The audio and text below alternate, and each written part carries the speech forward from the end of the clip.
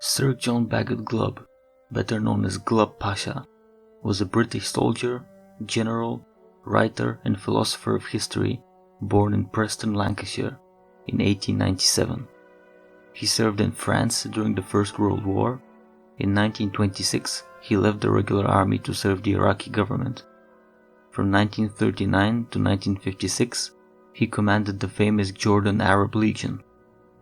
After his retirement, he published over a dozen books, chiefly on the Middle East. He passed away in his home in West Sussex in 1986. The two essays of his we'll be looking into today are The Fate of Empires, published in 1976, and the follow-up known as Search for Survival.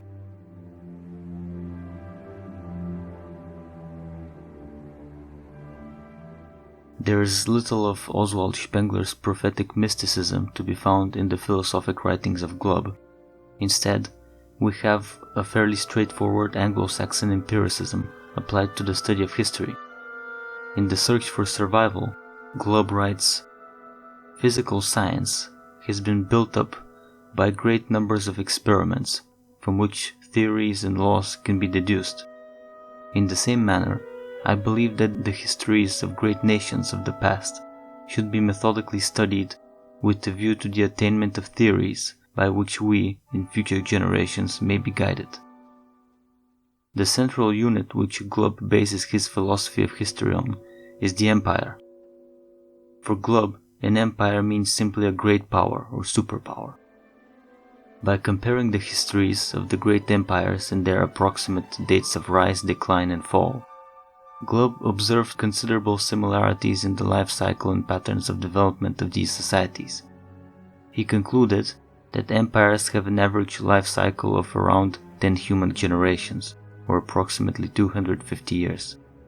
Obviously, there are 101 footnotes to this, various exceptions, anomalies, etc., which Glubb fully acknowledged, yet he remained confident in his conclusions.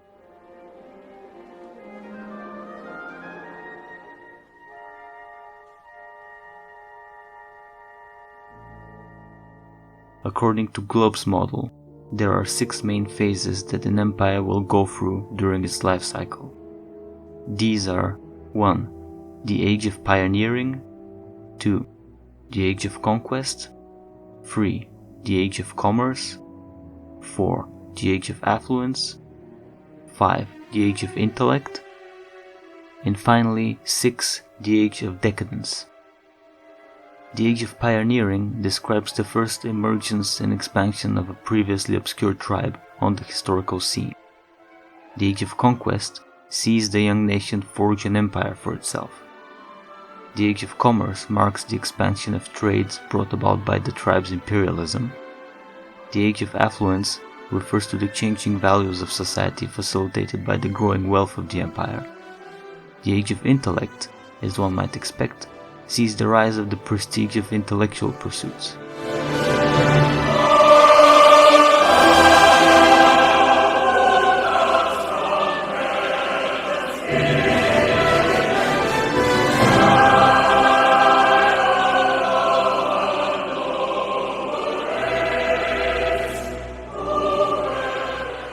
At the end of an empire's development, we have the so-called Age of Decadence.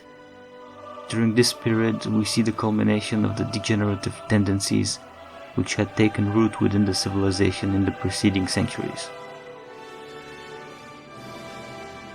We're going to examine these ages in some more detail in the following videos of our series with the Politicrat. For now, it is sufficient to say that these stages are not strictly defined and ordered. There can be considerable overlap between them. As a conclusion, it would be worth pointing out that there are some obvious limitations to Glubb's model. For one, he does not take into account the life cycle of Eastern civilizations such as China, India and Japan.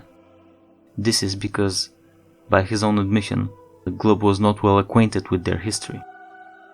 Other difficulties arise when we consider the fact that not all empires live long enough to go through a full life cycle. Some, such as the Second Babylonian Empire, are destroyed prematurely by external aggression. Other empires, such as the Roman and Ottoman Empire, continued to exist politically in a decadent state even after the completion of their respective life cycles. Despite these and other criticisms, I think that Glubb's work is fascinating and should be essential reading for any philosopher of history. Thank you for watching.